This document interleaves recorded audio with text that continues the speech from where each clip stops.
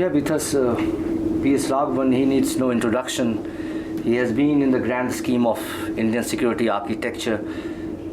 Today we're going to talk about modernization of armed forces, new doctrines of Indian armed forces.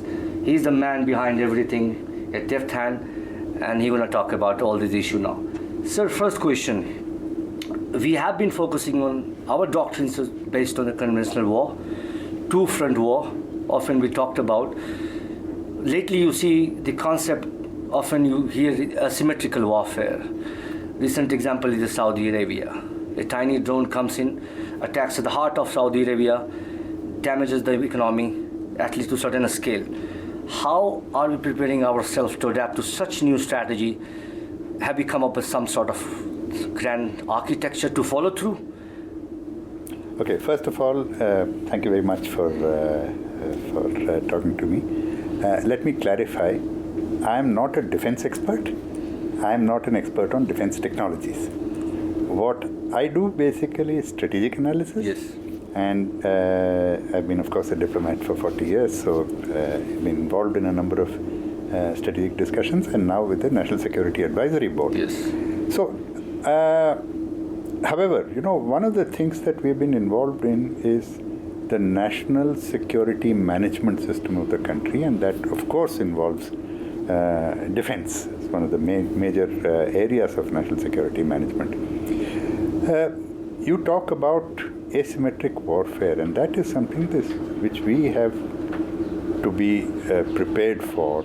Today, war fighting and war fighting doctrines do not only talk about land, air, and sea. We have to look at the cyber domain, we have to look at the space domain, we have to look at electronics, we have to look at information warfare.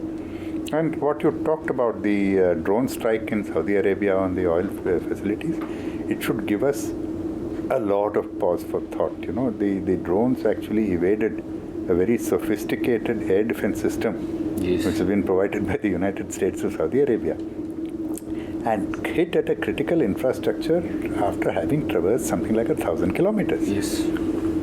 That's the nature of the security threats that we are facing. And these security threats have to be countered not by the armed forces alone. These are a national defense structure that you need. And similarly, when you talk about cyber, you can actually destroy the command and control system, yes, but you can also destroy economic infrastructure of a country. You can destroy the electrical power grid in a country. Now, these are the nature of the challenges that we have, which we need to counter on a much broader scale than the armed forces alone. And that is the reason why, in fact, we have set up, we meaning the Government of India, has set up national security structures which are multidisciplinary in nature. Yes. The National Security Council itself was created in 2000 after the Kargil War, when, in fact, major gaps in our defense structures were identified. Better coordination between intelligence, firstly civilian intelligence and armed forces intelligence, between intelligence and the armed forces, between the armed forces and the government, between intelligence and the government, yes, between state government and central government. An entire range of coordination issues.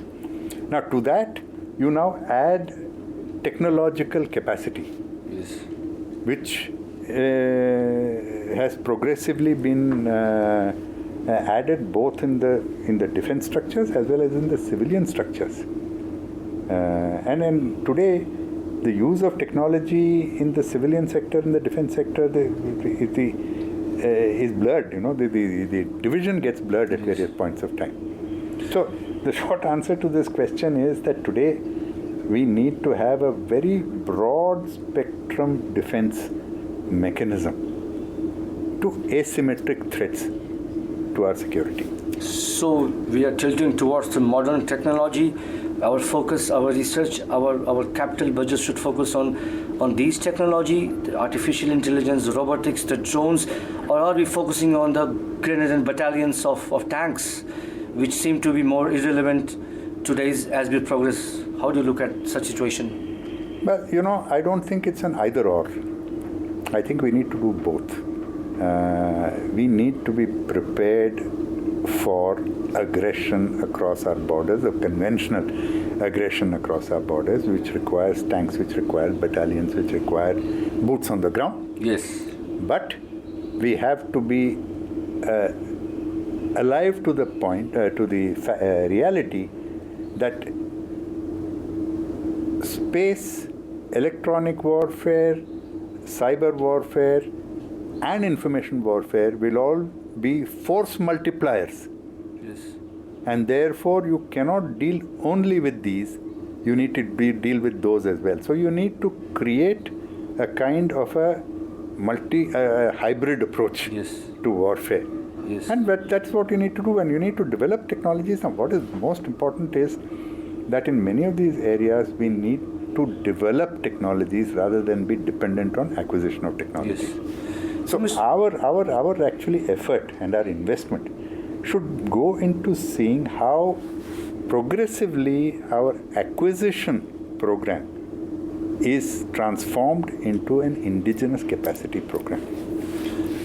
Mr. Raghavan, you talk about indigenous, and that is a key theme everywhere. We talk about defense especially, and we are the second largest importer, which often quoted invariably. Still our 70% or 65% of arms are being imported. Coming back to the fundamental question, how we become indigenous, we need to focus on our defense research, which is DRDO.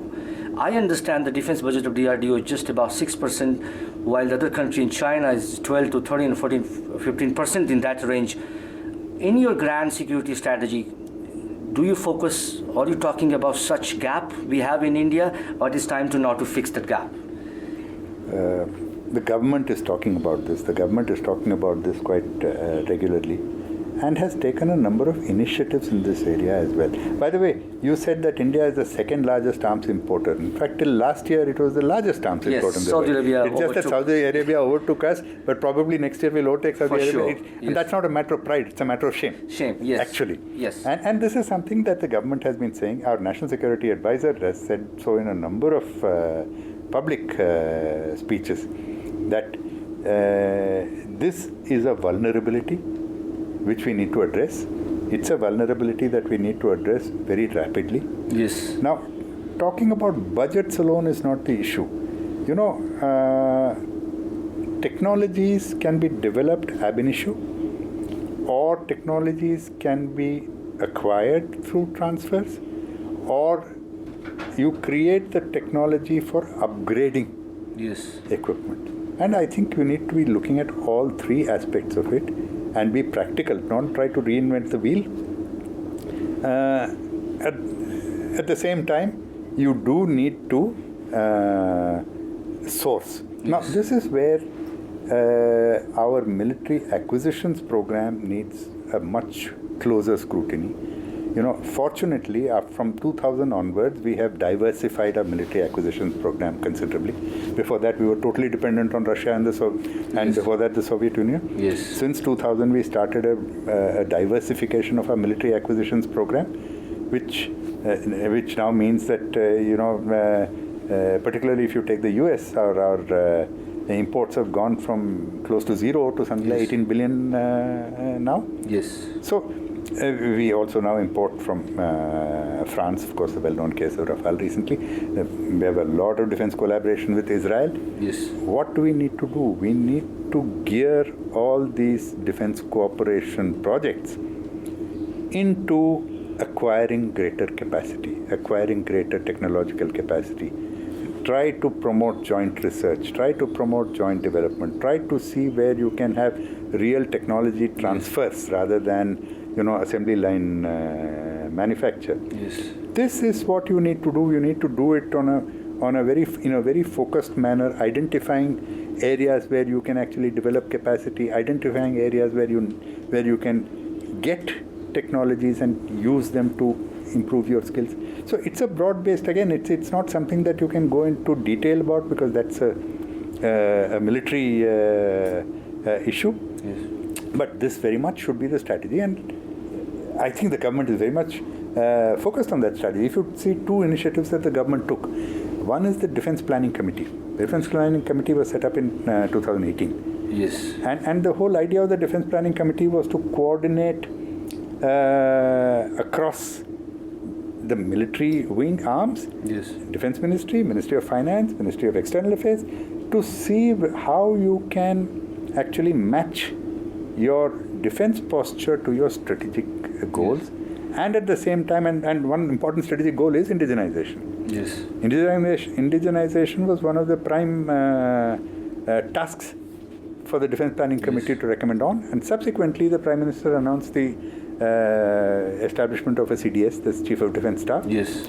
whose task, when eventually he is appointed and when eventually the system falls into place, will be to coordinate the acquisitions of the armed forces, to reduce redundancies, to prioritize planning, and to incorporate the indigenization goal into every acquisition program. Yes. That comes. So this is very much in the government's mind. But Mr. Raghavan, you again spoke about, of course, the Chief of Defence Staff, the post which we have come up. We already had a Chairman and Chief of Staff. We also had Cabinet Committee on Security. We have NSA. Is it time to government finally make something responsible and segregate each and every responsibility, or it's more of confusion being created? No. See, the three bodies that you mentioned, they all have their roles, very specific roles, and let us see what they are. If you say Chairman Chiefs of Staffs Committee, you started that. The Chairman Chiefs of Staffs Committee is basically the person who chairs the meetings of the three chiefs, but he is himself one of the three chiefs.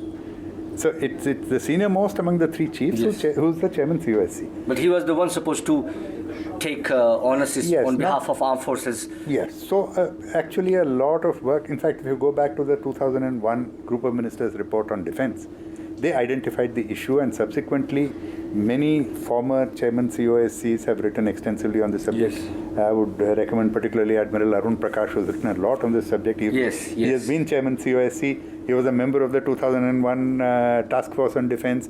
He was a member of the Naresh Chandra Task Force on Defense. So he has a very... The point is, when you are the Chairman Chiefs of Staffs Committee, you are from a service. It's very difficult for you to look at a perspective beyond your service, because you are still leading your service. Number one. Number two, as they've all said, the challenges within their own services are so great. They're not able to devote more than 5% of their time to the... So, when you talk about an inter-service prioritization... Plus the time duration of... How can I, being Army Chief, say that, no, I want to give up this Army program in favor of some joint... Yes. Because it's a conflict of interest, essentially. So, that was one of the big problems. The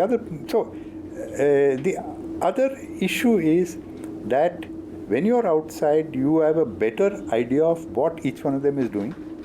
And therefore, we are in a better position to recommend streamlining of the system. Yes. Now, also streamlining of the system and removal of redundancies will spare money. Will actually spare money to be invested on other technologies or acquisitions or other kinds of defense requirements. So that is one. Now, the CDS thus created has a very specific role. He is advisor to the government on military issues. The Defense Secretary has a role which is separate, which is advisor to the government on various policy issues, right? The NSA is the principal security advisor to the National Security Council and to the Prime Minister. And when you say national security, it actually covers a whole range of issues. It is defense, it is homeland security in the broadest sense. It is other security issues. Today, national security means economic security, water security, ecological security. So a National Security Council, National Security Advisor, and therefore the National Security Council Secretariat have a very broad canvas, of which defense is a very important aspect, but only one aspect. So the CDS would work along with the NSA, would be part of any system which the NSA sets up. Mr. Raghavan, in your security strategy, of course, we often talk about the true front situation there, where army is involved and their job is to protect. But at the same time, army is heavily involved inside the country. Is it time to shift the army from their undue duty to something they're supposed to do that? How do you look at such dichotomy? Also at the border situation we're talking about, there's a mix and match, LAC, border force, LOC, command under the army, but BSF is there. Is it time to fix those gaps, you think, and put the responsibility back? Both these issues have been discussed ad nauseum for many, many years. As far as the army is concerned, the army has border duties, it has IS duties. It is something over a period of time that has become quite well entrenched. Now, it is not actually any government's desire to expand IS duties for the army, but situations have developed in such a way that it's become inevitable. And secondly, let's not forget, all the IS duties are at the border, are in bordering states. Yes. So that's one aspect of it. The other aspect, if you're talking about the border security force and other such paramilitary units, look, this is an issue that has been constantly reviewed. There have been various tweaking of the system, streamlining of the system. I don't want to actually second guess what the government is doing on this subject. A number of reports exist. The government have looked at them, and I really don't have comments on whether they make security worse or whether they make security better. I think the government and the Defense Ministry is in the best position to take decisions on this. My last question would be slightly in a different dimension altogether. In the new geopolitical, even the foreign affairs, economics plays a major role. Our security interest derives the fact that how much we assist our neighborhood in Africa, in various countries basically. But our capacity is limited, While we see, for example, China, their capacity to influence and make claim to greater part of the world is increasingly. How we reduce that gap and how we can ensure that our diplomacy remains intact, as viable, as effective, or economics play the vital part? Yeah, you see, economics are very important. Development assistance is a very important part of our foreign policy. And in fact, if you look at the MEA budget, today something like 60%, upward of 60% of the MEA budget is actually development assistance. People don't realize that. Now, second thing is that money is not the only indicator of effectiveness of economic assistance. If you see, China will build a major convention center, let's say, in some part of Africa. Yes. You, as India, would extend development assistance to an irrigation system covering 100 villages. Which one touches the life of people more? Yes, of course. Which one costs more? This one costs less, touches the lives of people more, creates more goodwill. That can create goodwill to from the leadership of the country, which tomorrow may be overthrown by elections or whatever other procedures. Yes. So let us not always equate money with effectiveness of economic assistance. An intelligent and considerate development assistance program can be more effective than a program which throws money at priorities of the leadership of countries.